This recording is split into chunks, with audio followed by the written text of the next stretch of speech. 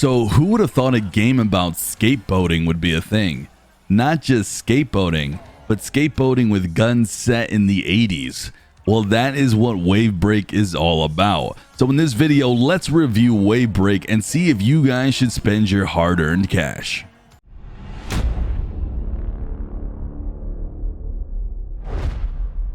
Do me a huge favor, smash that like button for this review and sub to the channel for more Stadia coverage of all Stadia games.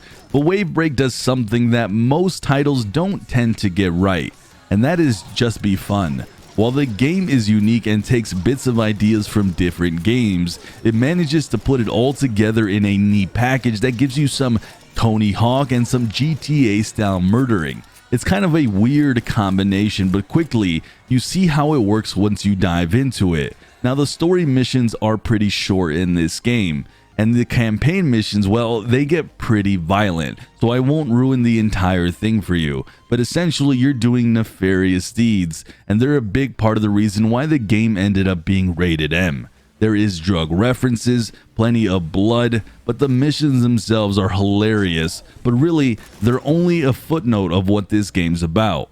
Now, the gameplay is where this game shines. You have the ability to take your boat and do amazing tricks on pretty much almost anything in the environment.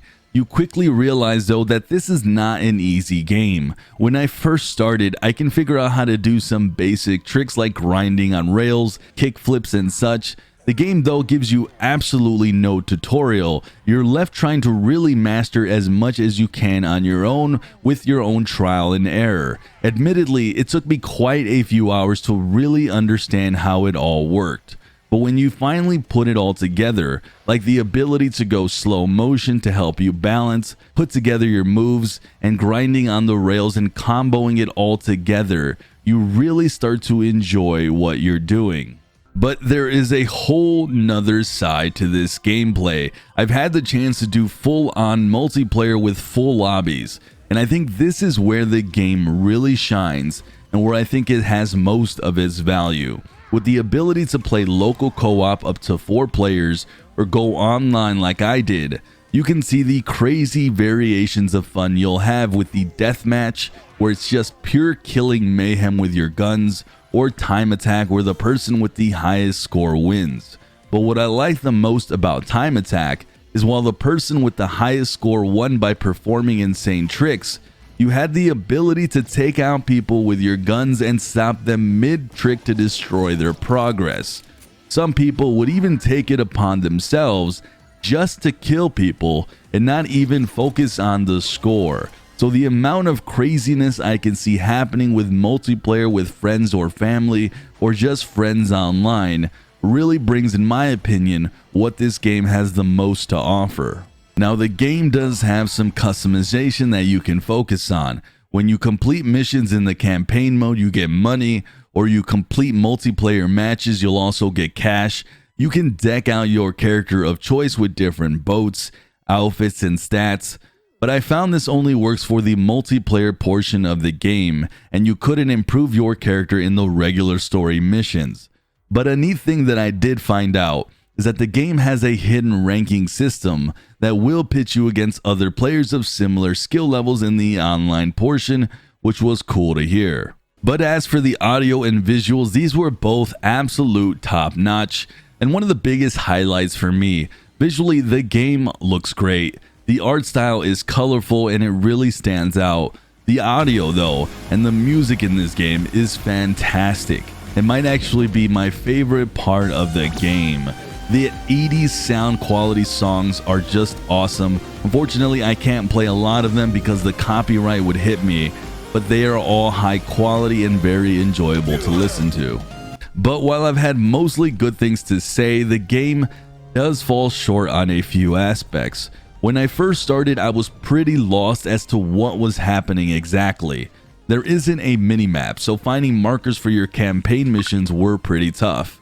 There is no tutorial, no explanation of anything, which is not a big deal, but it took me a while to realize that I had to complete basic objectives like reaching a high score or grabbing collectibles before I could leave the level and move on to the next. The game's pricing at $30 is on the high side for an indie game, And if I know the consumers on Stadia like I do, they won't be excited for that price. And the last thing I'll mention here is that the replayability might not be there after you finish the 4 levels that will admittedly take some time to complete, as the game is really hard to master in regards to beating the mini objectives. But overall, Wavebreak is a solid game that gets, in my opinion, the biggest thing right, and that is pure fun, awesome skateboating action that is unique and thrilling and really enjoyable with others. You'll be performing kickflips and grinding on rails, all the while shooting a dude in the face mid-air. And well, you can't do that anywhere else. Honestly, the game is just pure chaotic, but it's entertaining as all heck at the end of the day. Unfortunately, at the full $30, this one is a tougher sale, and it's harder for me to recommend it at that price point. But I do recommend the game with a sweet $10 discount coupon or any future sales, or if you're looking to add a unique party game to your lineup and you want that Tony Hawk or skateboarding action on Stadia. Even at full price, I think you'll enjoy this game and it'll be your thing. With all that said, thank you guys for watching. Subscribe to the channel for future game reviews and gameplay coverage, as well as hit that notification bell. And if you've enjoyed this review, please hit that like button. And like always, I'm Sunny, and I'll see you guys in the clouds.